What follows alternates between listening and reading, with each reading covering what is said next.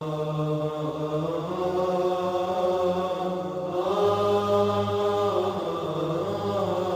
بالله من الشيطان الرجيم بسم الله الرحمن الرحيم الحمد لله رب العالمين والصلاة والسلام على أشرف الأنبياء والمرسلين نبينا محمد وعلى آله وصحبه أجمعين أما بعد فلندنيم ذي العظيمات إتاقوين بتم الله عز وجل صلوات والسلامات يدرقوا محمد عليه الصلاة والسلام باشا ذا مشير الله عز وجل شوف بتا فاميلنا shokët e tij sinqer besnik dhe mbi të gjithë ata që e pasojnë deri ditën e gjykimit.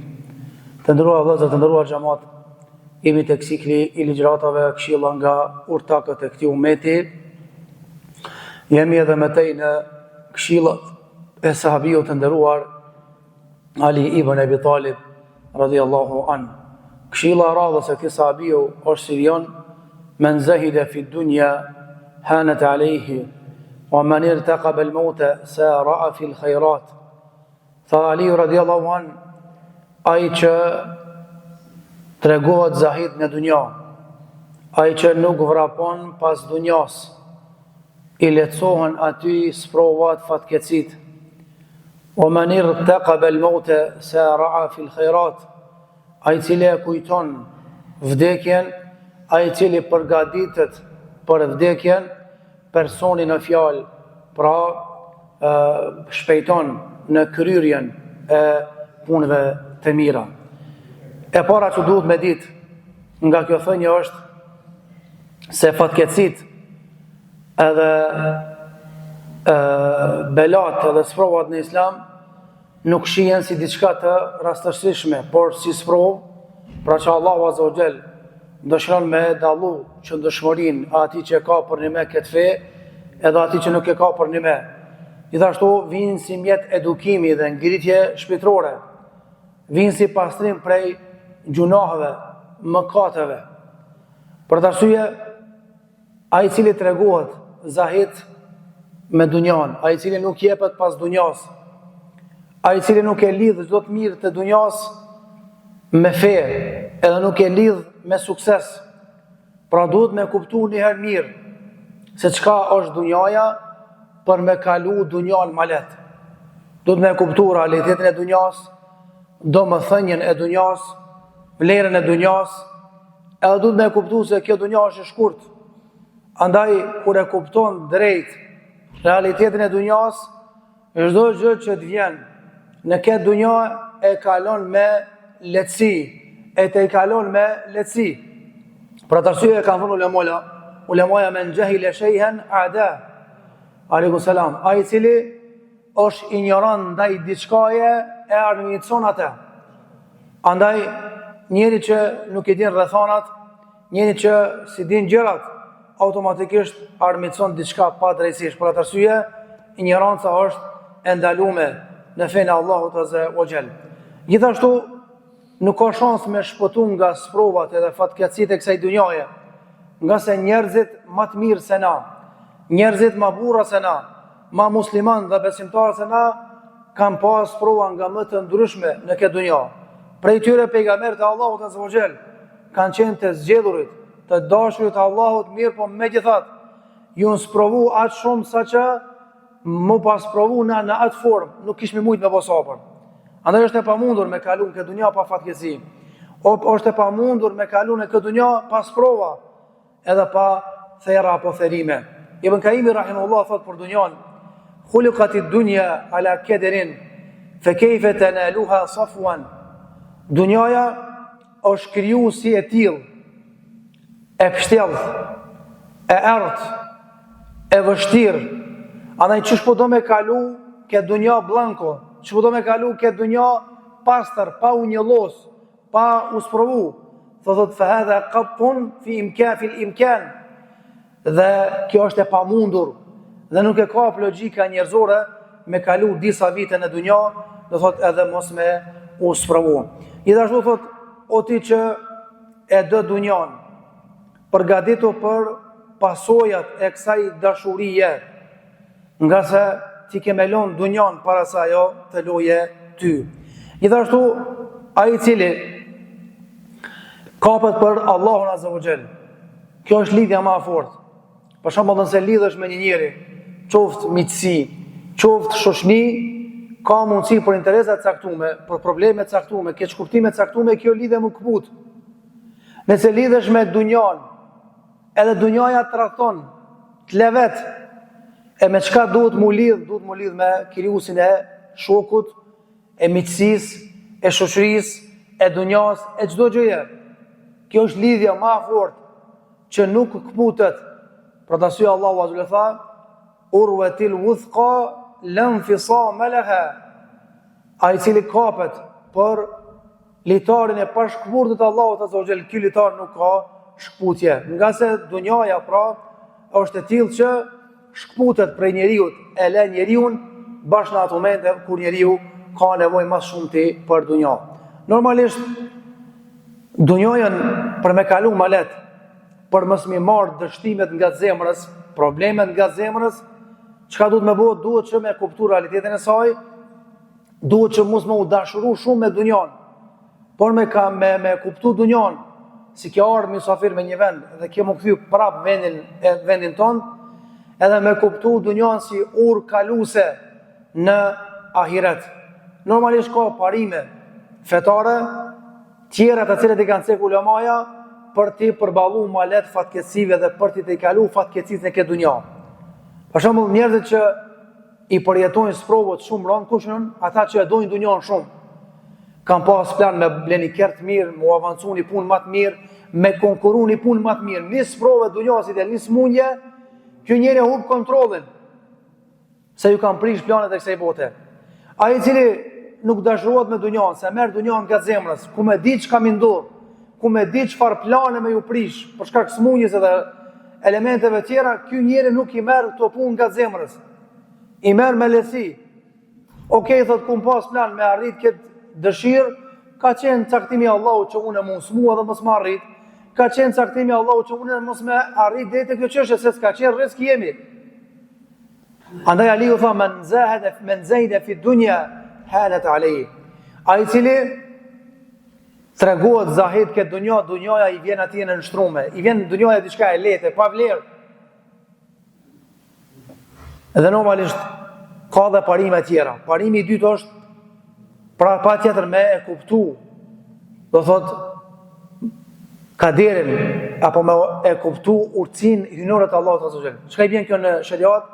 Et teslim, me jalon këtë punë Zotit, mu dorëzu edhe me kuptu edhe me pranu që nuk guxoj unë me e prish veten, nuk guxoj me u rebelu aspekti emocional, nuk guxoj unë me prish mendjen time, logjikën time, raport me Allahun Azza wa Jall. Se inna kulla shay'in khalaqnahu biqadar. Se Allahu tha na kemi krijuar çdo gjë me caktim, me mas caktuar.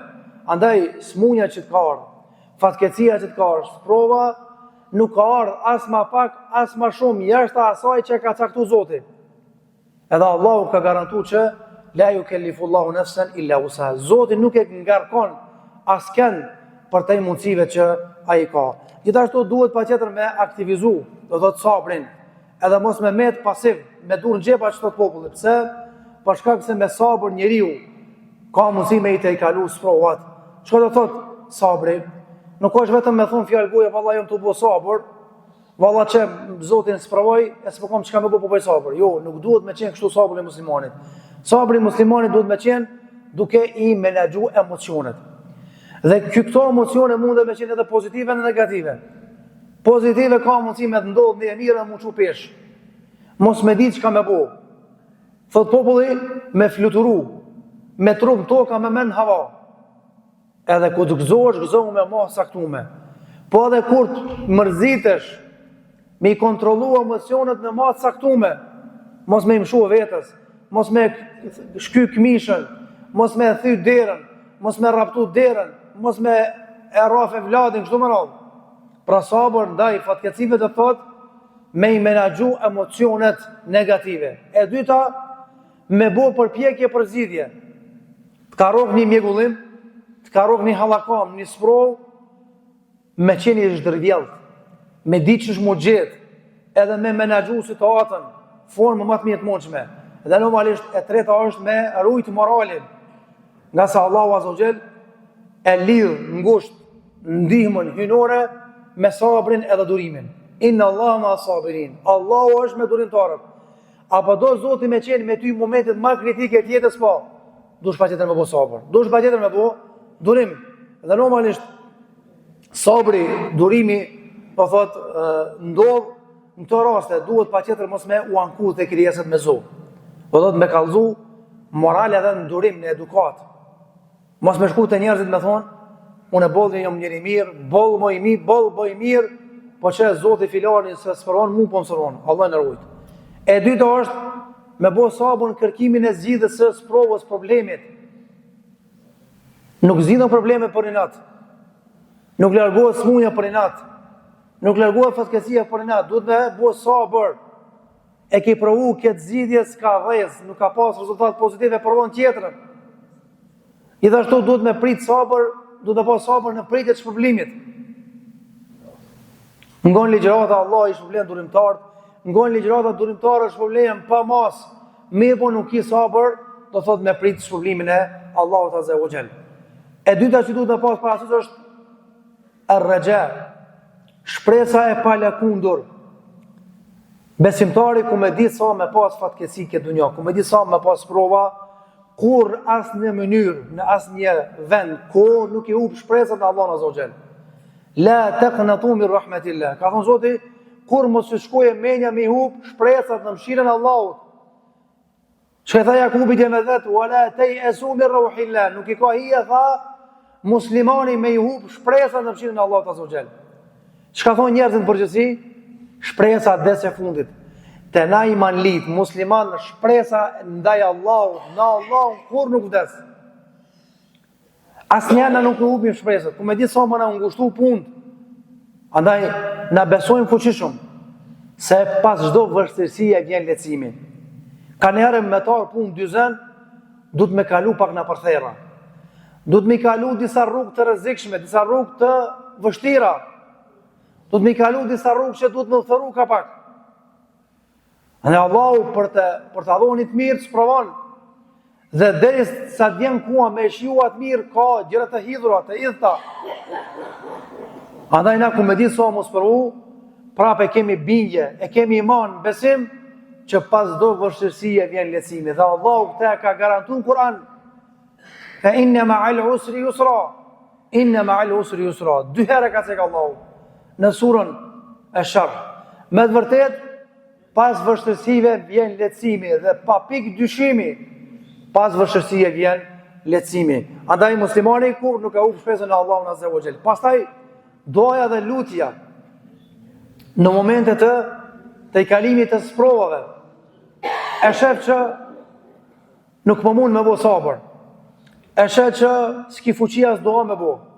E shef që s'po mund me te kalu këtë fatkeqësi, përdoje armën kryesore tonë që Allahu ta kalon. Ka thonë pejgamberi alayhi salatu wasalam në hadithin e Imam Tirmidhiut, doja është silahul mu'min, është arma kryesore e muslimanit. Nuk e kon fjalën armë që i posedojnë njerëzit, po fjala mbrojtje, pancir, shpirtëror. Ajo kush është doja, lutja që të thonë Allahu sallallahu alaihi wasallam. O ti që më ki dërgu këtë sprovë, o ti që më ki dhon fatkeqësi, o ti që ki vendos me në spërvu, nëse nuk më përmban, nuk më shton sabrin, ko me deviju o Zot. Se ka thonë pejgamberi sallallahu alaihi wasallam, el qulubu bi yadir rahman. Zemrat e insanëve edhe krijesave janë në duart e gjithë mëshirshmit. Allah i rrotllon këto zemra ka doje. Ana lutë Allahun me të ashtu sabrin në fatkeqësi. E dyta është me ra istikfar. Nga se ai cili bjen istikfar, Allahu Azza wa Jalla i bën rrugdalën nga nuk e pret. Gjithashtu prej elementeve që i kanë cek dietarët është njeriu kur i zbrecin fatkeqësit edhe sprovat, mi kalu ma let, duhet me marr energji pozitive shpirtërore. Çfarë energjie? Energy drink, jo. Energji imanore.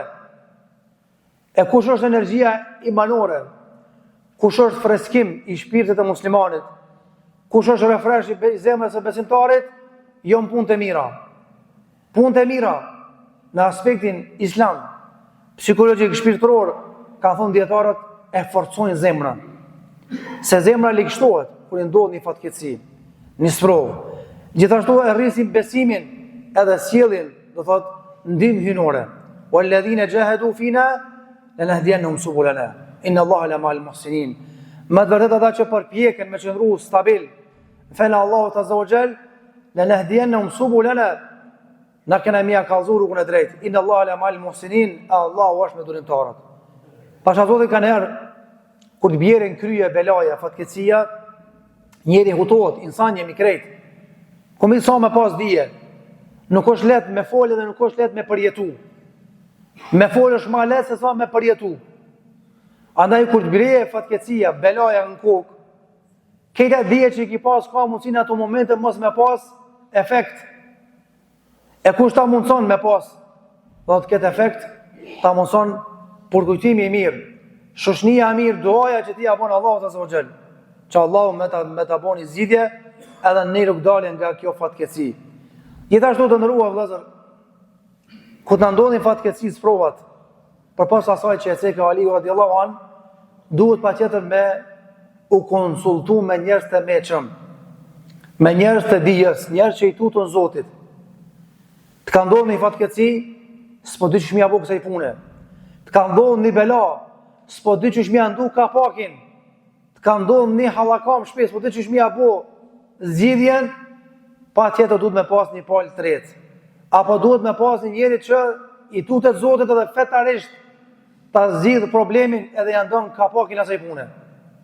Kanë shpesh na ndodh problemet mes bashkëshortëve, mes anëtarëve të familjes, mes kolegëve, ortakëve në biznes, ndodhin dhe njerëzit në ato momente dhe emocione të freskëta, të sapo ndodhura, marrin hapa praktik edhe marrin vendime pa u konsultuar me askënd. Edhe pastaj mazit ndodhe problemi, hajde ja ka me zgjidh problemin. Ç'sh më ndu kapakin kësaj pune? Po t'ja ke ndu kapakin që një javë, pse po më thirr mua me ta ndu kapakin? Tash u porzi puna krejt. Andaj shpesh herë i këshillojmë njerëzit që nëse ki vendos me thirr hoxhën më konsultu, ç'sh më zgjidh problemi, thirrë para se me marr vendim. Ama mazit ndahet çifti, mazit të bëhet hallakam, krisë problemi, pastaj është vështirë me ndu kapakin. Për të arsye, zgjidhë problemin, kërkom mbështetje nga njerëz të mëshëm. Kurani të nderuar vëllezër, apo Allahu azza wa jalla ka zbrit Kur'anin në sura e cila ka emrin Surja Shura. Se dy sure janë. Njëja ka emrin Shuara, njëja ka emrin Shura. Qetër është kjo, e qetër është kjo. Shuara do thot surja që flet për poetët. Tregon për poezinë dhe se sa ndikim ka pasur njerëz poezia të kaluar. Ndërsa surja Shura do thot në gjuhën shqipe surja e konsultimit. Pejgamberi sa ka qenë pejgamberi i Zotit. Ama u konsultu me njerëzit. Allah i ka thonë wa shawiruhum fil amr. Fa idha azamta fatawakkal ala Allah. Tha o pejgamberi Allahu, nëse ndodh në një keq kuptim, mos marrveshje, në një hallakam ose në një luftë, konsultoj njerëz e meqëm pi xhamatit ton. E kur konsultohesh, kur të vendos mbështetje Zotit, Allahu akbar, Allahu akbar. Çfarë do thotë këtë nderuar xhamat? Që jo me çdo kon hoxha duhet me diskutu për çështje të mëdha. Jo krejt xhamati jo njësoj në aspektin e përcetimit të meseleve. Jo gjithkujt duhet mi kallëzu çdo gjë. Dukush çfarë ka Allah kapacitet. Kjo nuk është padrejti, po kjo është mi harujt interesin e xhamatit të njerëzve. Andaj Allah i ka thonë pejgamberit wa shawirhum fil amr. Njerëz që i ki për kolla xhamatin, konsultoj në punë. Për shembull, në një betejë pejgamberi sa mur vendim që ushtria muslimane mu vendosën para se më mbrite kroni apo pusi. Ndërhyri njëri prej sahabive dhe i tha: "Ja Rasulullah, a bën me ta bëni pyetje?" Tha po, që këtë vendim që e more, veç po du me ditë, a është vendim shpallje që Allah i të ka thonë që ushtu me bo, apo është gjykimi joti personal? Pra ka raste, kur hoxha fletë dhe gjykon, që ka thonë Zoti? Ka raste kur hoxha merr vendim personal, pa shpallje, se unë s'kom shpallje. Po qysh marrë për shpallës, për Kuranit dhe Sunetit. Edhe e pyti një njeri me që pejgamberin, që këtë vendim që e more, veç kallëzom. A ka thonë Zoti qështu, ti thojmë amin, apo është gjykimi joti. Ata tha pejgamberi, jo Allah, unë analizova këtë punë dhe mendova që qështu është më mirë më pozicionu. Tha ja Rasulullah, ma bëna dhall, tha pi taktikës luftës, unë e mendoj që na duhet me luftu edhe pak, mi shty ushtin një muslimane, manej, edhe na me marë në pronësi tonën, kronin, se ushtarët na lajmërun për mas që kemi, do thot pak ujë, e kemi ujën ka fundi, elementi kryesor që duhet luft është ujë. Edhe pejgamberi sa më tha, ja çollove, thot ju i dini punë të dunjas ma mirë se une. Andaj, ti e di punën e dunjas ma mirë se hoxha. Ti e din a mendu lusirin, leti a mos mendu leti. A mendu gled a mos mendu gled.